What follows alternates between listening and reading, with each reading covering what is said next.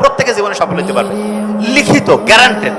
3000 বছর আগে আসছে এবং আমি কয়েক হাজার বই পড়ে যেটা বুঝছি, আলহামদুলিল্লাহ আমি মিলাই দেখাই দিব এখনই আপনাকে। 3000 বছর আগে ওই সময়ের রাজাকে বুদ্ধি দিত যে জ্ঞানী মানুষটা, তিনি যে 3টা পরামর্শ দিয়েছেন, এখনকার হাজার হাজার বইয়ের মধ্যে যে পরামর্শ আসছে এবং বিভিন্ন ধর্মীয় গ্রন্থের মধ্যে যেগুলো আসছে, সেটাকে আমরা মিলাই ফেলবো। মিলাই আপনি অবাক হয়ে যাবেন, সবগুলো একই সূত্রে গাঁথা হয়ে যাবে। কিরকম?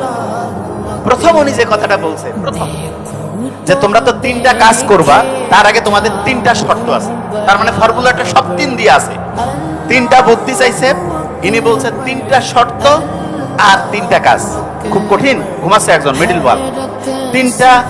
3টা শর্ত আর 3টা হচ্ছে কি কাজ। 3টা শর্ত 3টা কাজ। প্রথম যে শর্তটা দিয়েছে সেটা কি? আসবে প্রথম শর্ত, হালাল উপার্জন এবং হালাল খাওয়া। হালাল উপার্জন কিরকম? বলছে যে যেই খাবারটা তুমি খাবা, সেই খাবারটা যেই অর্থ দিয়ে তুমি কিনবা, সেই অর্থটা অবশ্যই সততার সাথে হইতে হবে, পরিশ্রমের হইতে হবে। Very fine. আর 2 নাম্বার হচ্ছে হালাল খাওয়া। আচ্ছা, ইসলামের সমস্ত ইবাদত কবুলের প্রথম শর্ত কি? আচ্ছা, এখানে একটা জিনিস শুনেন, আমরা যারা মুসলমান, আমরা খাবার বাছাই করার ক্ষেত্রে হালাল শতভাগ।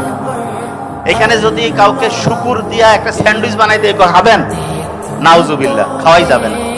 কিন্তু একজন চোর বাটপার কয়েক কোটি টাকা আমরা জানি 2 নাম্বারি গিরি করে চাঁদাবাজি করে টাকা এনে দিচ্ছে, আসসালামু আলাইকুম চলবে। শোনেন, আপনি প্রোডাক্ট যেটা হালাল সেটা তো ভালো, কিন্তু তার চেয়ে গুরুত্বপূর্ণ দেখেন ইসলাম কি সায়েন্টিফিক। আল্লাহ কিন্তু বলছে যে তুমি যদি এমন অবস্থা করো জান বাঁচা করো, সেই সময় তুমি হারাম মৃত জিনিসও খাইতে পারবে।